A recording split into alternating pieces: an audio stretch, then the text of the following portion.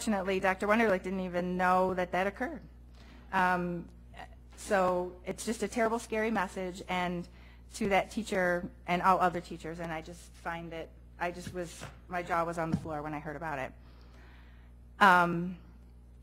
And that falls right into the bullying issue. I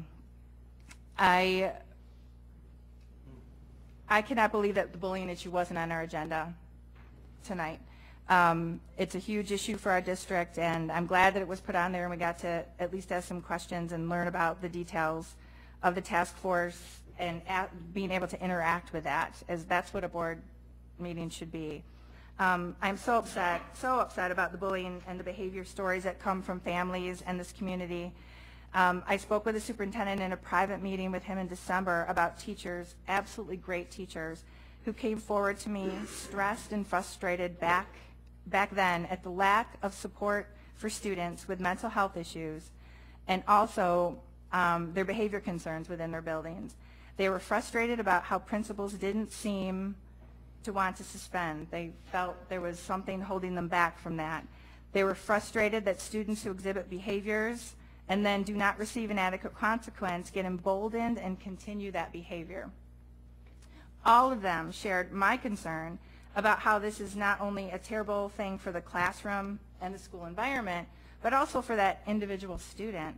How is the student going to function as adults if they're not given the boundaries and proper support when they're in school? Our community deserves better. Our teachers deserve better, our students deserve better, and my passionate plea with the superintendent to survey teachers and principals so he can see the in-depth issue. When I left that meeting with him at Panera, I was thinking that he'd actually heard me. I thought, oh my gosh, awesome, that was a great meeting. He heard me. And it came as a great disappointment that at our next meeting, he told me he had only talked with one principal who told him there wasn't an issue, and he said he would not be surveying the staff. So I brought it to the January meeting to let the teachers know that I had tried. I heard from the same teachers and several more who were very upset that the superintendent would not act on their plea. When fear and intimidation runs through the leadership team, complaining about school-wide behavior is not a risk a teacher wants to take. Think about the desperate teachers making a plea to me as a school board member to get the superintendent to act. They were hoping for his leadership on this issue, and it did not come.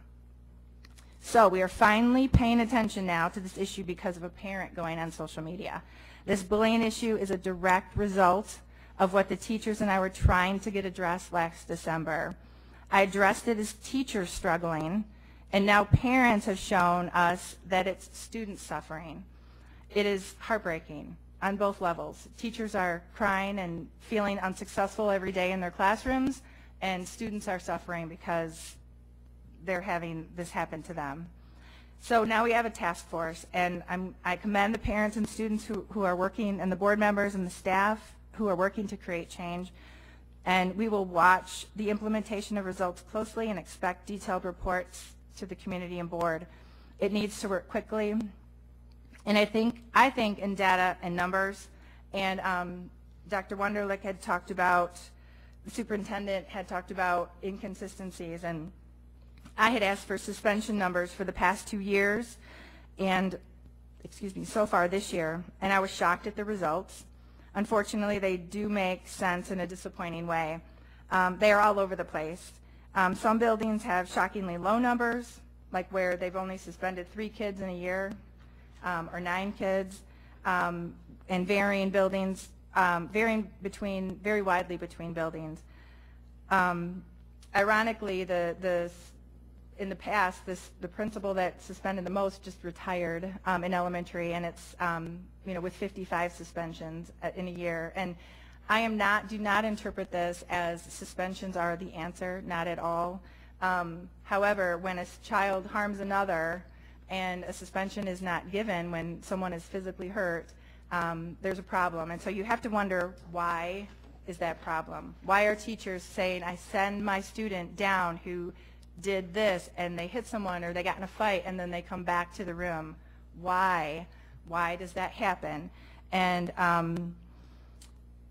unfortunately, with the discussions I've had with teachers, the message to principals is to have as low as suspensions as possible. There is not going to be a principal out there that will tell you that that is what they're told. It's not said in direct language. But this data certainly shows that there are, it doesn't make any sense that that would be all that there would be. The data shows that that people are trying to keep them low. The task force needs to discuss suspensions and when they should happen. We have a code of conduct, but obviously it's not enforced with hitting and hurting kids. The variance of suspension data shows that principals have varying thoughts. I support principals and teachers 100%. They have the hardest jobs. They're with the kids. They're there every day. Dealing with a behavior issue disrupts learning, disrupts everything. How it gets dealt with is huge. I believe that teachers and principals are put in a no-win situation when there is an unwritten rule to keep these suspensions low. Principals will not, like I said, not openly admit it, because if they do, they would end up with a visit from multiple central office people like our beloved preschool teacher did. When I ran for this position, I ran on 3 things: transparency, achievement, and fiscal responsibility. Nothing has changed in that regard. All my questions are about one of these topics. I will continue to demand transparency. I will continue to listen to parents, students, teachers, and bring those concerns forward. I will continue to question the issues that are important to all of us, because this is our school district, we live here, and this is our community, and we absolutely deserve better. Thank you. Bob? Oh boy. I guess the only thing I'm going to throw out real quick, I know everyone's really getting tired and we still have a lot of work to do. You know, we have heard, as Mrs. Sutherland pointed out, we've heard about this Blue Book employees for a year, and there is questions: is it in the policy? You know, is it not? Whatever. My feeling is exactly what Mrs. Barghahn said tonight. It can be fixed really, really simply, and that's bring those names in front of the board.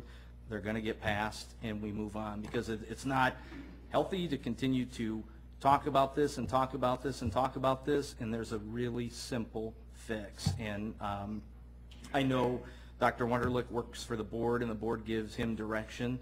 I know he could also take it upon himself to do that, and I just, you know, I would love to see it, and we can move on, because we need to. So that's it. Thank you. John Paul? A couple of things. This past 2 weeks ago, number of students from Mott and Kettering High School had an opportunity to actually go to Eastern Michigan University to get a tour of the school, sit in on a panel discussion, and actually go to a luncheon.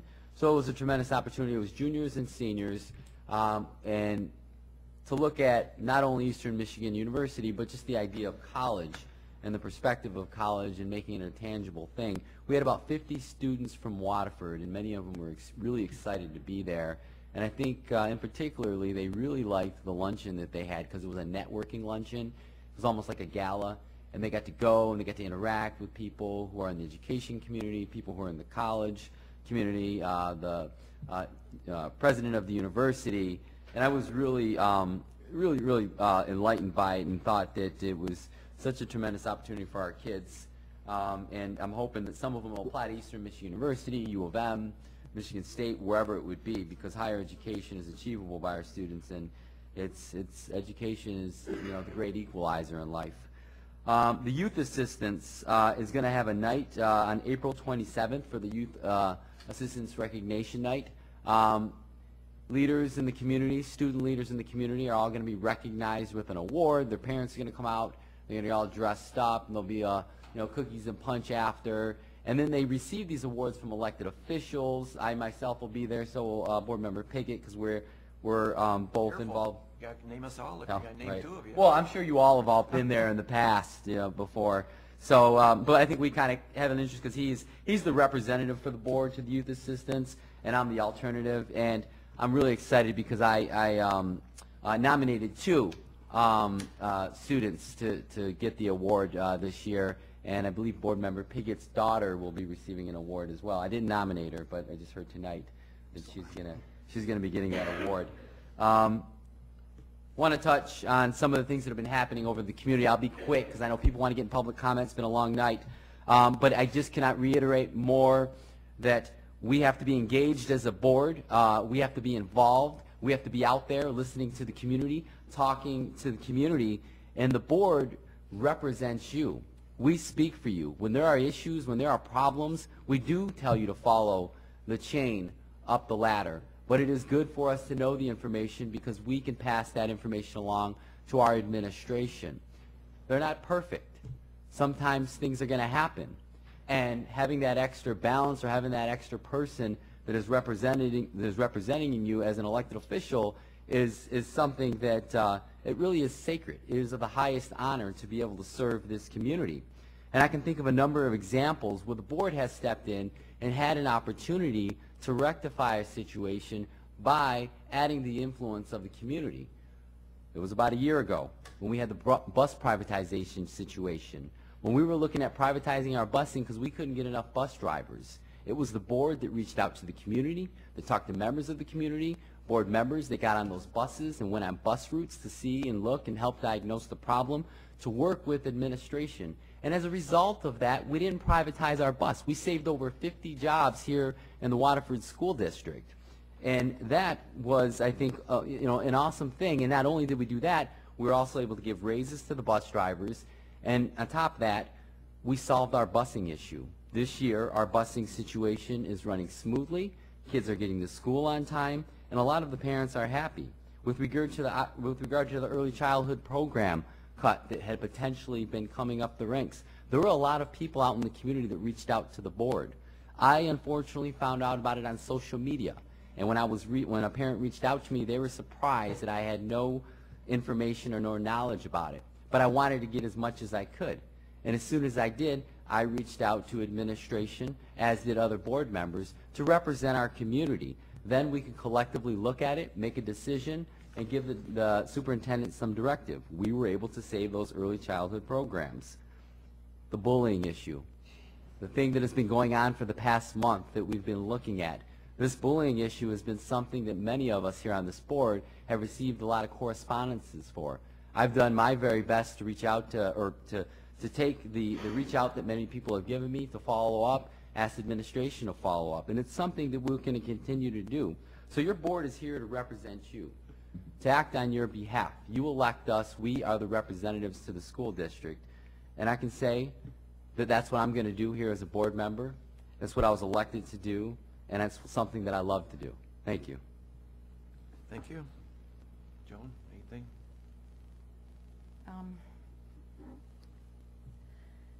I'm struggling here. This is very much a toxic environment for the Waterford School District. And I thank you, Mr. President, for putting the agenda and for helping us to work through a code of ethics that allows us to raise up what is best about Waterford and to ensure that we are talking about policy and talking about our community's needs and talking about ways that we can contribute to the success of our community and our schools, and most importantly, our students. I'm incredibly discouraged. I made the comment that we have been talking about the Blue Book employees for a year. I want to try to shed a little light in that we have a $102 million budget, and the Blue Book employees are 7 or less, actually, million of that budget. That leaves 95 million other dollars that we also administer every single day in this district because toilets overflow, maintenance people might not be able to fix a sewer that is running over. We have needs in the district and a very big budget, and we have administrators that manage that money. And we pay an auditor $40,000 to ensure that that is happening in the highest integrity and that that there is oversight from a completely impartial party. There have been comments made that I wasn't behaving as an appropriate board member. But I would share just a few things I wrote down that were said tonight. The board makes it clear that the board doesn't care about oversight. Well, maybe not the whole board, but 3 members do care about oversight. I assure you, I care very deeply about oversight. There was the comment made that it didn't hold water. There was a comment made that we should do it because it's the right thing, implying that what we're doing is the wrong thing.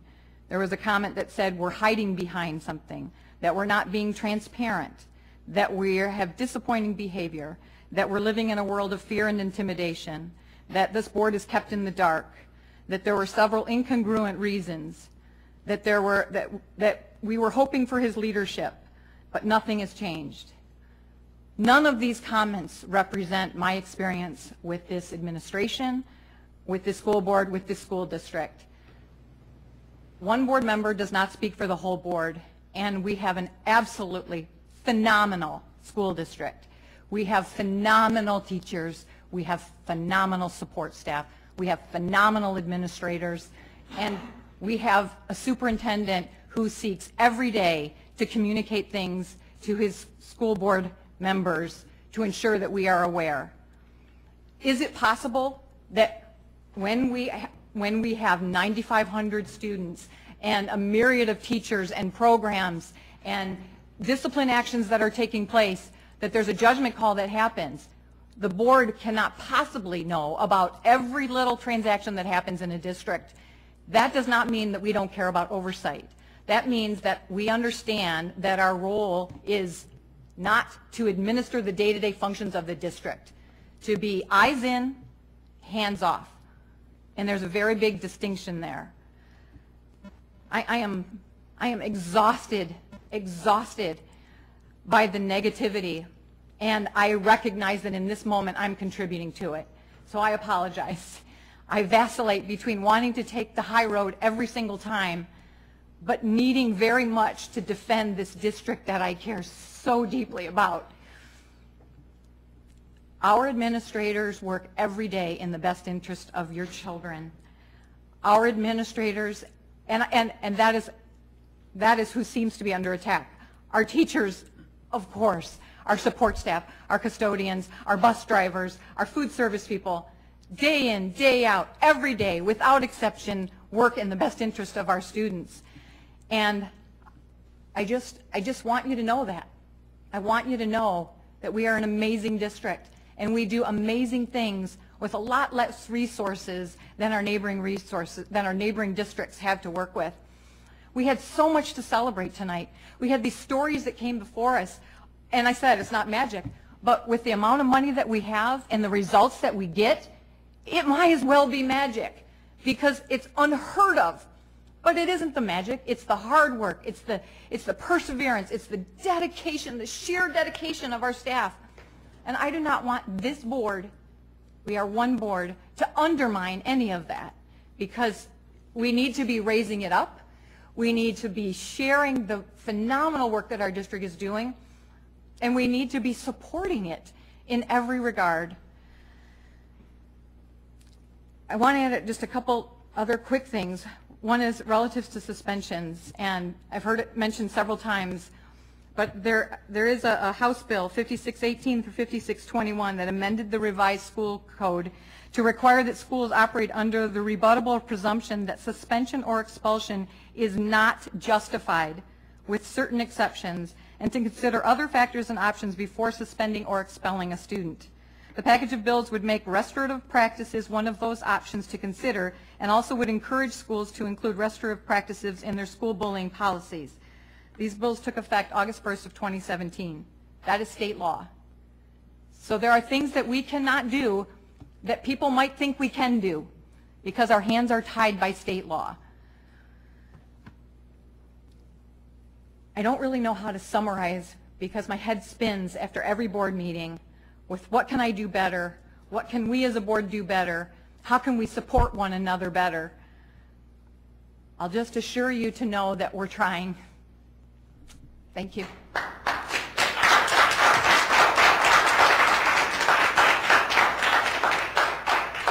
Thank you. I know there's several in the audience who have addressed me as the board members and the board as a whole about bullying.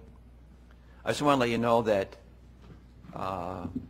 just there's been comments about board members who've been contacted, and we're all busy people, and nobody really knows how much I get contacted. I don't really know how much Joan gets contacted, or John Paul, or anybody else in this board, but it's a lot in its different ways.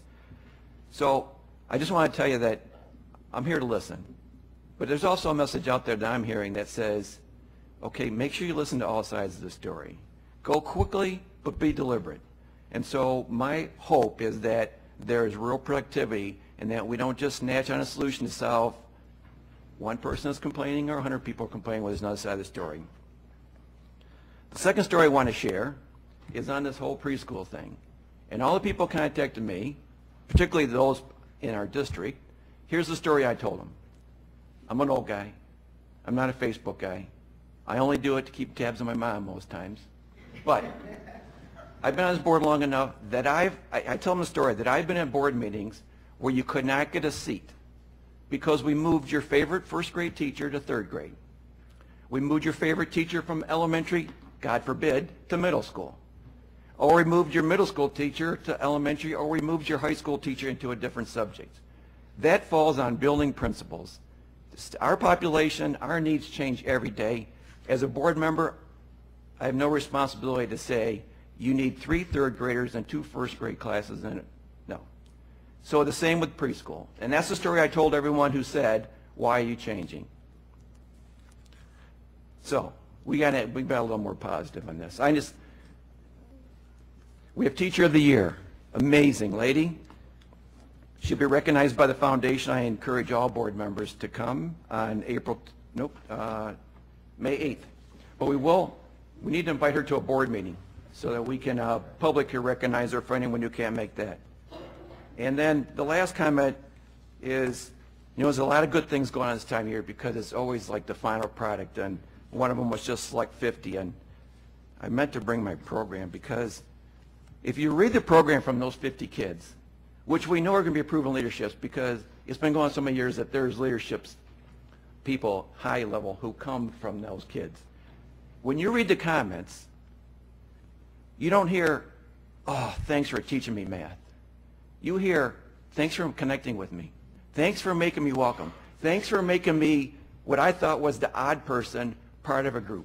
Thanks for making me and taking care of me.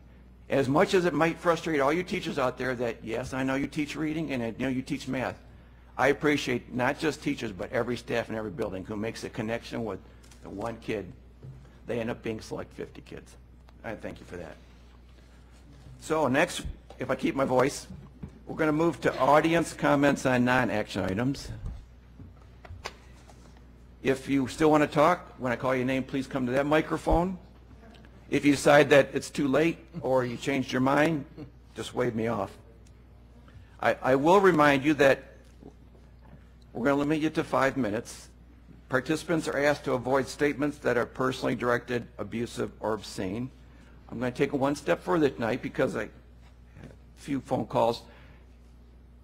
I'm going to cut you off if I think there's any point that there's going to be a kid involved in being suspected, accused, or blamed. If you're going to tell a story, please be generic. And if I think you're saying it's going to be this male at such school, I might cut you off because I'm worried about that kid who may or may not be struggling with whatever issue is going on. And in fairness to that kid as a student, you want to yell at me, yell at me. But if you're going to just talk about kids, I'm just letting you know up front, I'm probably going to rudely cut you off, and I apologize. So we're going to start with Kent Douglas, please.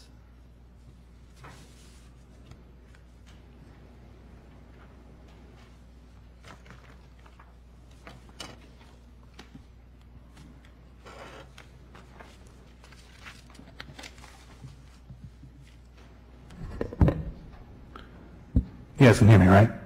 Oh, yeah, Cool. that's good. Sometimes I got to make sure this thing's like at mouth level. So I want to thank the board for giving me some time to speak. I was asked to come tonight. So I was a little surprised that when the bullying issue came along, it was mostly, I ended up learning about it in the media, just how great an impact it was. But what I heard, a lot of the stories I was hearing were pretty disturbing. And it made me really feel like I personally, as a student when I was in the Waterford school system, it didn't seem like much had changed in 20 years.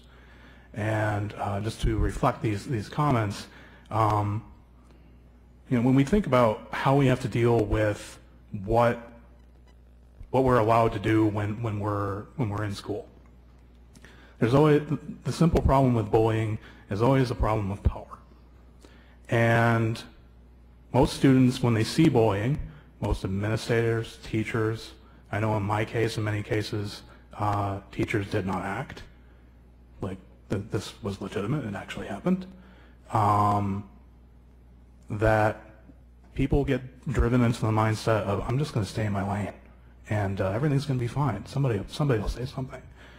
And you have to change your mindset in how you approach the culture and norms of an institution that allows it so when you can very much have a comfortable situation where students are empowered that when they see something and somebody isn't responding, they say something. And if they're not doing that, then ultimately the institution is accountable because we're not putting forth that norm. So I'm not going to get into any of the details about like my history. I'm not going to get into anything ugly like that. I'm just going to simply say that unless we're going in that direction, then you can bring all the experts you want. It's not going to fix anything because everybody's going to fall into that original pattern of behavior that is the norm. So I just wanted to address that comment quickly and move on to somebody else. Thank you. Thank you. Lakia Langlois.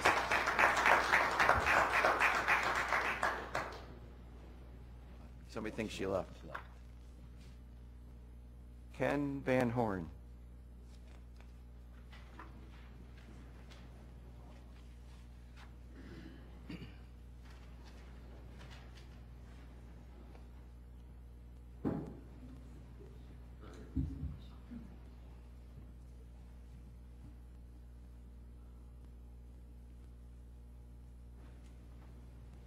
I had to write a couple of notes during your board meeting there. My name's Ken Van Horn. I'm from Waterford, Michigan.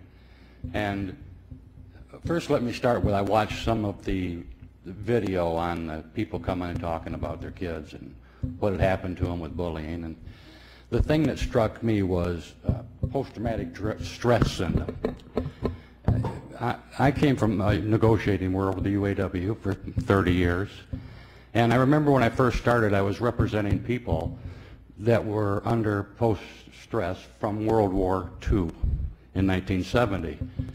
And then later I represented people that were under stress from Vietnam. And in the end it was the Gulf War. And I couldn't do anything for them. They would drink, they would do drugs, they would fight, had all kinds of problems, but I couldn't do anything. And then I took a class, or I met a person and kind of had a class on post-traumatic stress. And the one thing I found out was that every time you talk to a person with it, if they tell you the same story of the event every time forever, like vets, maybe for 30, 40 years, they got post-traumatic stress. If they make up new stories and different stories, they probably don't. Now, this is how it relates to bullying. When I was watching the videos, every story they told, especially the girls, I've heard for 40 years from my wife. And I thought, nothing's changed since my wife was 13 years old. The girls are telling the same stories. And when they get older, they have post-traumatic stress. Now, I'm sure the boys do too, dealing with bullies. I didn't have that problem because, I don't know, somehow raised that you might have lunch with me, but I'm going to get a peanut butter sandwich on the way out. So I like to fight anyway, so I didn't get bullied. But tonight, watching you guys up here was very familiar to me because I was the plant top negotiator or chairman or president of a committee for 20 years. And never did everybody agree. Never was everyone on the same political side. Never was everybody agreeing with me other than telling me it was okay for me to take responsibility for everything that went wrong. So I dealt with that. And And one of the most difficult things I had to deal with was on-the-job bullying, because it's not just bullying. It leads to one day you come to work and somebody says to you guys, guess what happened today? A kid grabbed a fire extinguisher and beat a child to death in the classroom. And I say that because it happened to me. It happened in my plant. It happened not only with somebody that came to my work and shot people out front. I had people beat, you know, and we didn't know how to address it. But the one thing we did eventually learn was we just can't let people die on the job anymore, or people beat each other to death in the plant, or hit each other with hammers or anything else. So we had to develop a process, and a process that worked. It wasn't, you have to be a mastermind. But it will not work if the entire committee or the entire board says, let's delegate John to go off and do this. Doesn't work that way. It starts with the superintendent and the board. They have to be committed to go in and fix this and be involved. And in large ways that take your time and take some effort. It's things like you just don't tolerate ignorance of the bullying. You have to find out why somebody's ignoring it. Why isn't it being addressed with? The superintendent goes out. Every time somebody's bullying, the superintendent decides, I'm going to go out and I'm going to talk to the person bullied, and I'm going to talk to the bully. And I do that so that everybody can see me out there. It must be important. This must be very important. And everybody that sees me out there knows it's important. And then everybody else starts looking at it as important. The board has to make a commitment that you all are going to work on this. Because it's very important, because the day could come in a heartbeat. Before you know it, some child's dead because of bullying, or several children, just like we had in Florida. So it's not something you can just delegate out or turn your back on. You really, really have to get out there and put the work in and develop a process and stick to that process and mean it. And you can solve this problem. But I don't see very many people doing that, because I'm hearing the same thing now that my wife's parents heard 40 years ago. It was more than 40, but I don't want to tell you how old she was. Not get in trouble, because she may be watching, right? So that's all I can say. I forgot to put my timer on, so, but.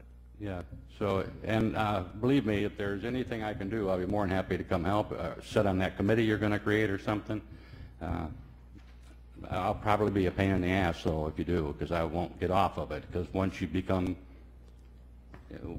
see the evidence of how bad it can become, you can't just turn your back to anything anymore. So, thank you for your time. Thank you.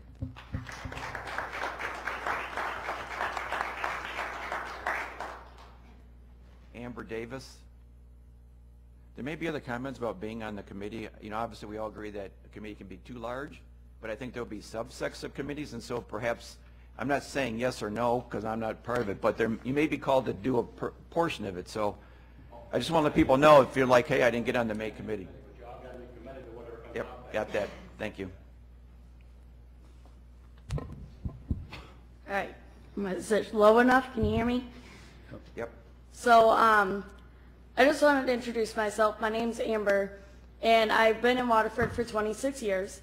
And one thing that I learned both from my family and when I was in school was to volunteer your time, communicate with people, you know, make donations, whether it's cash donations or, you know, just time donations, and to fundraise, and just to have that knowledge of giving back to those less fortunate. And a story I'm going to tell you guys just real quick is I went and I spoke to some elementary school kids, and these two boys, I was told by the teacher, just went at it. All the time, the last 2-3 years, just went at it, and always picked on each other, bullied each other.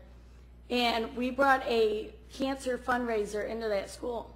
And these two boys, through volunteering for the fundraiser and through raising money and, you know, all that good stuff that you feel when you volunteer, they realized that both their moms had cancer.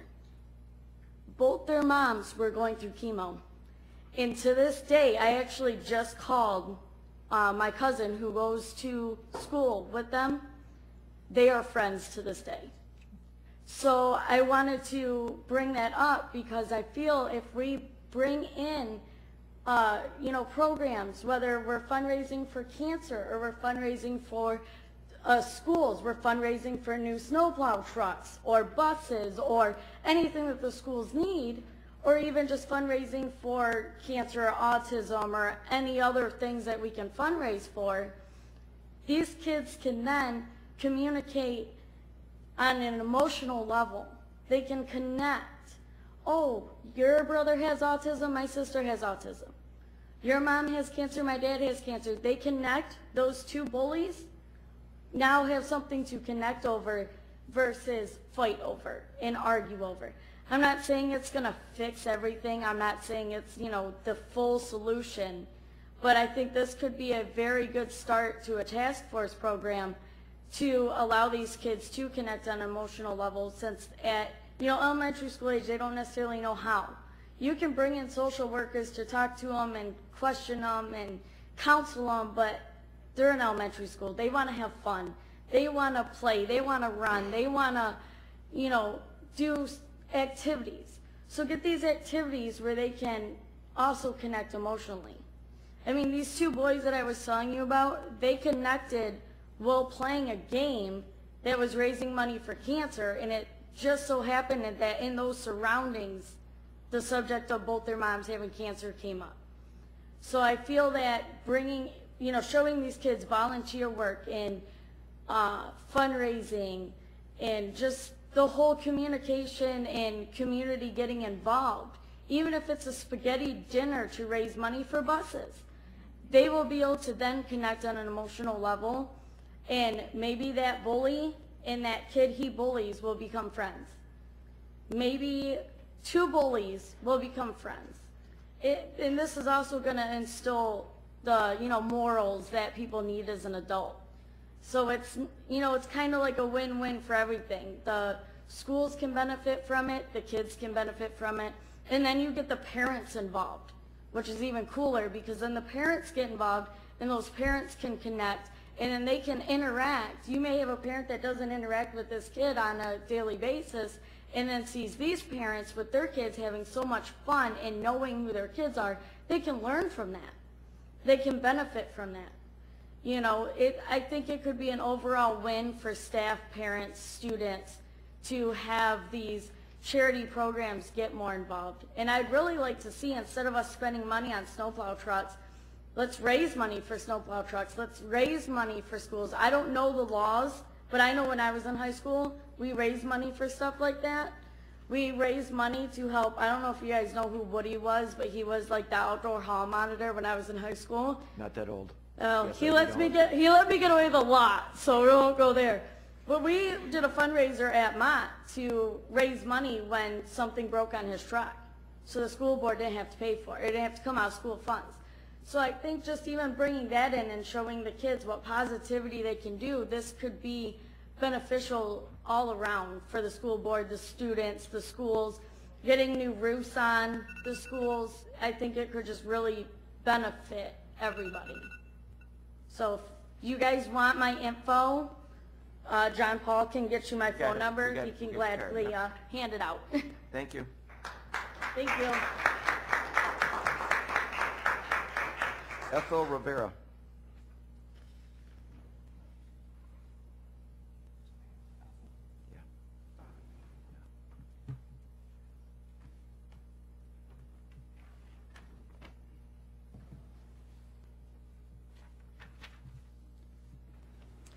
Thank you, and good evening. I just wanted to make a couple of quick comments. The first one having to do with recognizing that the bullying does exist in our schools, as it does in our greater community, in almost every aspect of our lives today, and in society as a whole, unfortunately. Which is why I commend you for establishing a task force to address, to recognize, and to find solutions that will help to benefit those who are being bullied and those who are conducting bullying. Because children today, if they grow up being a bully, they will be a bully tomorrow and likely the rest of their lives. So it's an important aspect. Realizing that this is not the primary reason for the board's existence, but certainly it is a part of our society that I think everyone can agree is a problem that shouldn't just be ignored. Also want to commend all the educators, the teachers, the staff, and the parents also who have contributed to the recent successes in turning around things such as the improvements that have been just documented, the changes that have occurred, and also the success of the reading program. Having been an instructor in the English language as a second language, I recognize the huge importance that reading ability has, no matter what language you speak. On another note, though, recognizing the status of education, not only in this district, in Oakland County, and throughout our state, and indeed throughout our nation. The status of the schools, the struggles that the majority of them have, is a troubling one. And one of the things that I have been spending time on recently is viewing education as a whole through a lens which I've never had the opportunity to do so, or the luxury of doing so. When I was working, raising children, taking care of my family and what have you. But it is, as has been pointed out by others, it is one of the most fundamental building blocks for our future. Which leads me to a question. It's irrelevant to anything that has been discussed here this evening and possibly in previous meetings, which I have not been able to attend.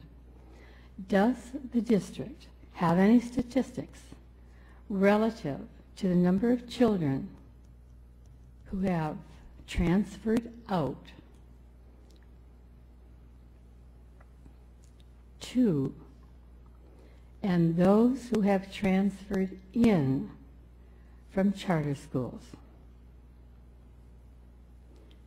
Does the district have, does it have any recognition of those at all? Does it keep any records? Thank you. Thank you. Do you want to see Dr. Wunderlich? One of the administrators may follow up on your question because I don't think anybody has it tonight, but I appreciate it. Dave Remus.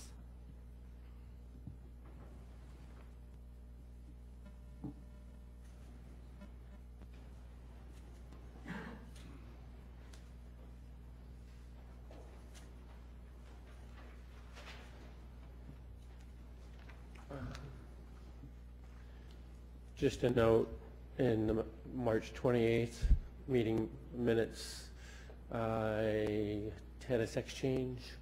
So my name's Dave Remus. I'm the first speaker in that meeting. The notes are wrong. So thought I'd start things off on a little lighter note before I get into a little bit more. You know, when we're talking about culture changes and what it takes as a board, part of the responsibility is to provide the oversight and be able to provide the support that oversight provides. And it's not so much of pointing fingers, but really trying to walk together instead of pushing and pulling. That's my opinion anyway. When I listened to the different board member comments tonight, I agree with Joan's statement that 3 years of improving and showing improved test scores is something to be very proud of. And in our opportunity to improve our community, we have the same diligence that's required for deliberate, consistent, sustained effort to improve what we're doing. And in the email that I sent to the board and to Dr. Wunderlich, I hear the comment that was made was the public can talk, be heard, but I want to do more than just be heard. I want to see those results like we saw with the Waterford REACH program. I want to understand what those key performance indicators are. I would love to be involved. I'll make it public. I'm a very private person, but I'm willing to put myself out there in order to either serve on a subcommittee or on the committee itself. We focus so much when we're thinking about the board as priorities, how do we set up the infrastructure and how do we manage the finances. But as an opportunity today, we have a recognition that there's an issue that we need to come together as a community for, and not only set up the infrastructure, but how do we approach cultural change. And that's where I want to see the transparency. That's where I want to understand that fear and intimidation and talking over each other is not going to be the norm, and that it's not just a discussion and being heard, but actually having follow through, follow up, and so on. So I think you heard enough from me tonight. I hope to have a chance. I will be a person that would love to be your supporter and not just somebody that comes here and complains all the time. I can be either. So thank you for tonight. I look forward to working with you. Kristen Wagner.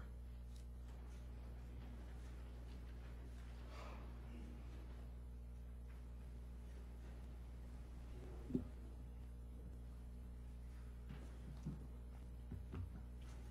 think my boot came untied.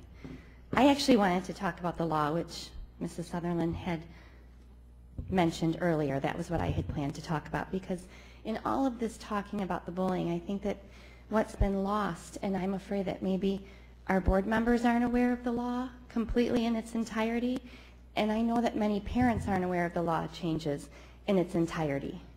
And I think a lot of times what people take as inaction is not actually inaction. It is that we as a district, as a state, have to follow laws.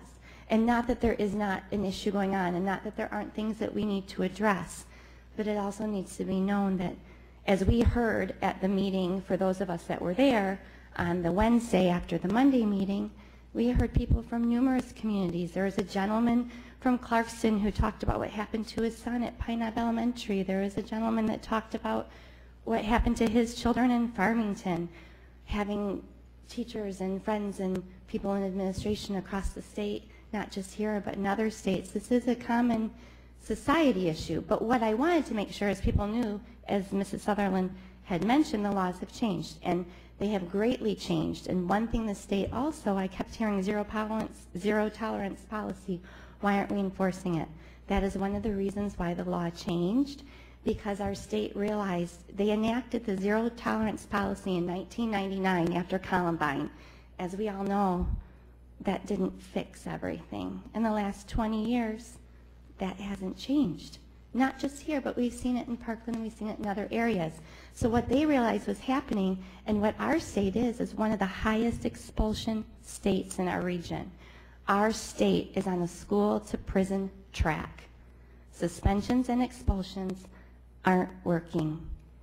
And so that is why the restorative practices have been put into law, because we need to start looking at these kids and not just assuming their action, but we need to take into account their abilities. Do they have a disability? Their age, their cognitive function. There's a lot of stuff going into those laws. And so I think if we could all understand that we do have administration and board and teachers and support staff that don't want to have the stories of our kids feeling hurt, bullied. They want to be able to help, and there's only they are doing their best, but we also as parents, as community members, need to do our best too. And so know that unfortunately this year, as we're hearing a lot of these stories, there is a reason behind it. And you can find these laws, and it's very legal speak, so it's really boring to read, but it is on the legislation. If you go to legislature.michigan.gov, everything is there. Also, one thing I don't think it explains very well is the state does not believe in expulsion under grade 6. 6th grade and up, and expulsion rates have changed. It's no longer 180 days. They're only allowed to be expelled for 60.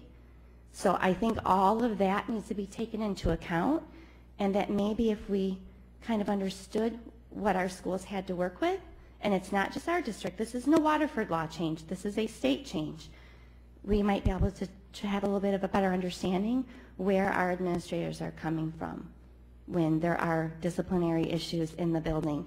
And it's not that administrators aren't supporting their teachers, it's that there's different rules now. And not only was the restraint and seclusion changed, but the other laws were changed as well. So I just wanted to touch on what Mrs. Sutherland had said. And I would really hope, and I've said it multiple times, the divisiveness has got to stop.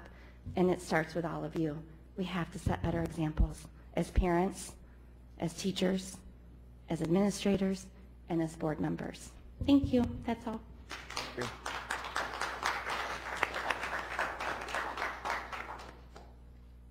Grant, you still want your 5 minutes? Looks like your topics are covered, but we'll hear them again.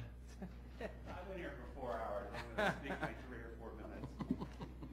And you're welcome to do that. Earned it, yes. Did you say 3 or 4? Because I was going to give you 5. I'll take, No, just right. whatever. Give him 3. Okay, so you did mention that the 2 topics I was going to talk about have been mentioned, but I'd like to talk about them. As president of the Waterford Youth Assistance, we are having our 31st annual Youth Recognition Award Night, Wednesday, April 25th, 7 o'clock at Kettering. I look at this event, this will be my 5th event that I've been to. I always walk out of there thinking, boy, we can't do it any better than we did this year. The stories of the youths that have given back to the community and done volunteer work are so uplifting. But I've only, this year we're recognizing 81 students,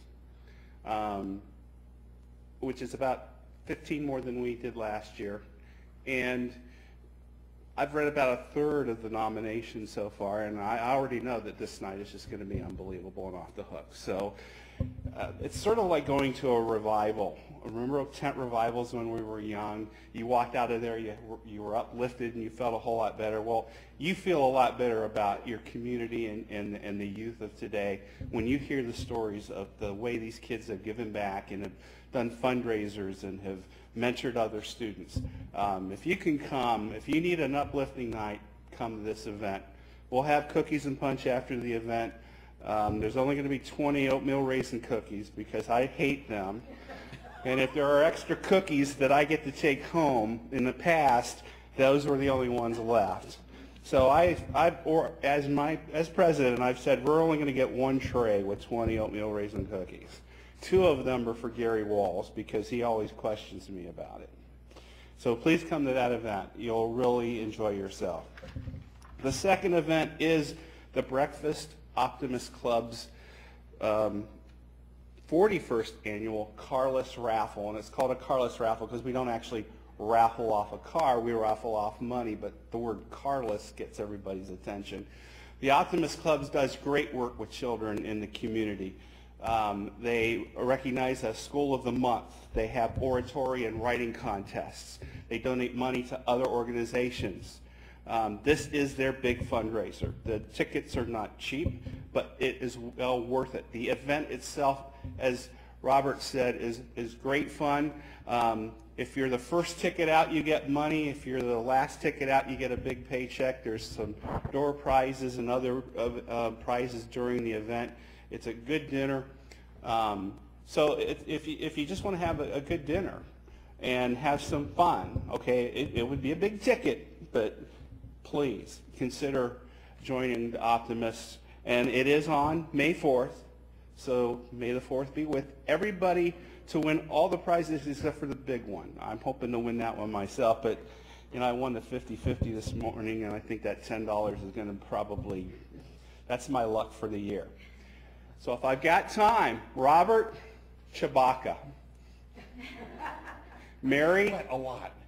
Mary, you're I don't know the second trilogies, but you're the Princess Amala or Amidala or whatever. You're the princess from there.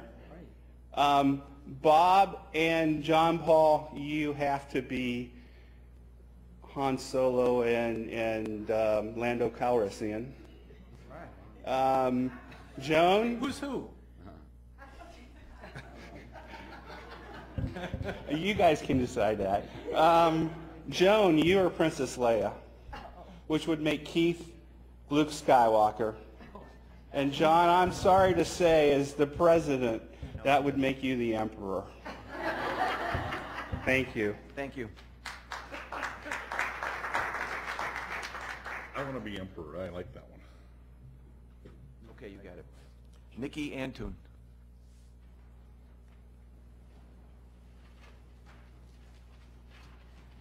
Okay, if I go over a little bit, I'm going to be sorry. But anybody that has been in this district a long time realized that we had preschools in every single building, and sometimes more than one. Now we are in 2017, 18. Okay, I have Head Start who has gone full-time. I've lost 85 spots. 45 of those spots were for 3-year-olds. I have one morning class, one afternoon class of 3-year-olds. When we asked the teacher to teach a preschool program, we did not ask her to lose, we asked her to cut back on some of her programs. To make more spots for 3-year-olds. Because as of right now, we do not have, right now as it goes, I have 116 spots for 3-year-olds. It was not based on the building. It was not based on space. It was based on a community need, because everybody that has been in education knows that 2 years of preschool is better than 1. I am so appalled that you guys didn't do your homework, that you didn't research, and you didn't look at what was happening and what was being said, because a lot of it was not the truth. It was half-truths. I'm sorry it got on social media, because then it just blew up. But there was never my principal versus this teacher, ever. And it just really upsets me that you guys took this and went to the next level. I'm glad that First Families and Hand in Hand is still there, but still, now I do not have spots for my 3-year-olds. I'm sorry that you guys all went through this, because it was not meant to go the way it did. I just think that you guys, the people that emailed and did some really not nice things to this principal, you guys need to apologize, because it was wrong. Thank you. Thank you.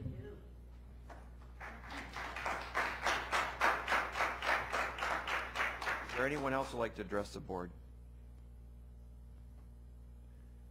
Sure. Just walk up there, tell us who you are.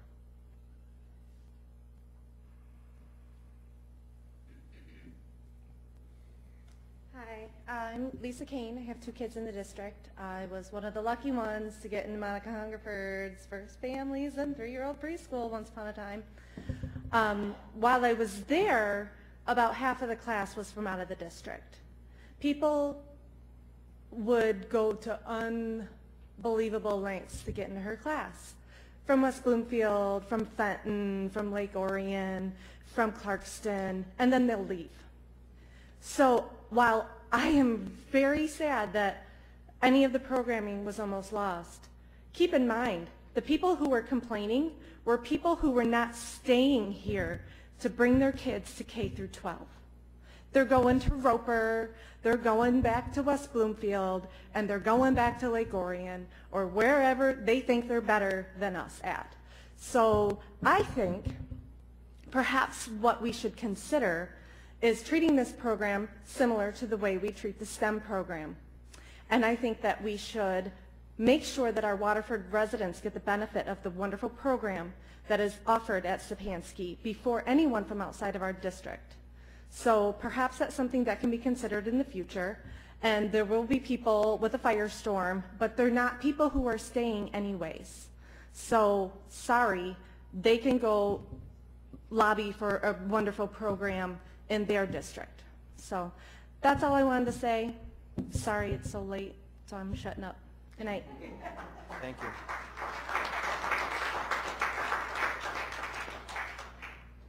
Anyone else like to address the board?